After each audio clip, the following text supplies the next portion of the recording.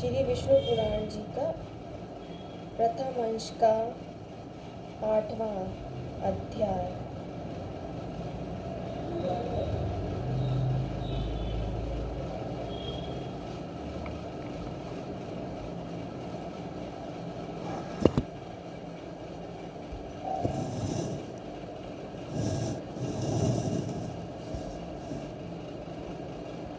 श्री पाराशर जी बोले, हे महामुने, मैंने तुमसे ब्रह्मा जी के तामस सर्ग का वर्णन किया। अब मैं रुद्र सर्ग का वर्णन करता हूँ। कल्प के आदि में अपने समान पुत्र उत्पन्न होने के लिए चिंतन करते हुए ब्रह्मा जी की गोद में एक कुमार का प्रादुर्भाव हुआ। जन्म के बाद ही वह जोर जोर से रोने और इधर उधर दौड़ने लगा। उसे रोता देख ब्रह्मा जी ने उससे पूछा, तू क्यों रोता है? उसने कहा, मेरा नाम रखो। तब ब्रह्मा जी ने कहा, हे देव, तेरा नाम रुद्र है। अब तू रो मत, धैर्य धारण कर। ऐसा कहने पर वह 7 बार और रोया। तब भगवान ब्रह्मा जी ने उसके 7 नाम और रखे। ब्रह्मा जी ने उसे भव, शर्व, ईशान, पशुपति, भीम, उग्र और महादेव कहकर संबोधित किया। यही उसके नाम रखे गए और उनके स्थान भी निश्चित किए।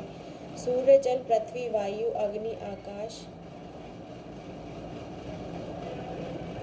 यज्ञ में दीक्षित ब्राह्मण और चंद्रमा, ये क्रमशः उनकी मूर्तियां हैं।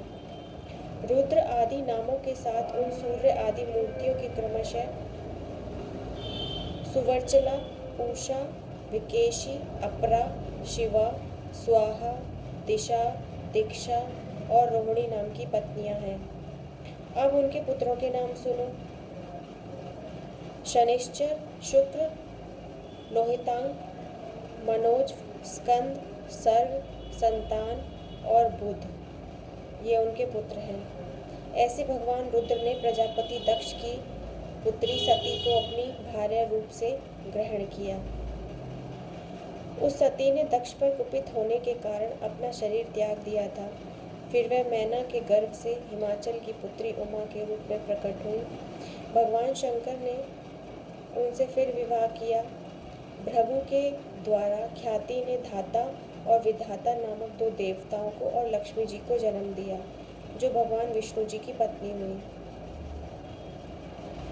इस पर श्री मैत्रेय जी बोले, सुना जाता है कि लक्ष्मी जी तो अमृत मंथन के समय क्षीर सागर से उत्पन्न हुई थी। फिर आप कैसे कह सकते हैं कि वे प्रभु के द्वारा ख्याति से उत्पन्न हुई? इस पर श्री पाराशर जी बोले, भगवान का कभी संग न छोड़ने वाली जगत जननी लक्ष्मी जी तो नित्य ही है, और जिस प्रकार श्री विष्णु भगवान सर्वव्यापक हैं, वैसे ही वो भी सर्वव्यापक हैं। विष्णु अर्थ हैं तो वे वाणी है, हरि नियम है तो ये नीति है। भगवान विष्णु बोध है तो ये बुद्धि है। वे धर्म है तो ये सत्क्रिया है। भगवान जगत के सृष्टा हैं, लक्ष्मी जी सृष्टि है। श्री हरि भूधर है, लक्ष्मी जी भूमि है। भगवान संतोष है, लक्ष्मी जी नित्य तुष्टि है। भगवान काम है तो लक्ष्मी जी इच्छा है। भगवान यज्ञ है तो लक्ष्मी जी दक्षिणा है। श्री जनार्दन पुरुडाश है तो देवी लक्ष्मी जी घी की आहुति है। मधुसूदन यजमान ग्रह है और लक्ष्मी जी पत्नीशाला है। श्री हरि यूप है और लक्ष्मी जी चित्ती है।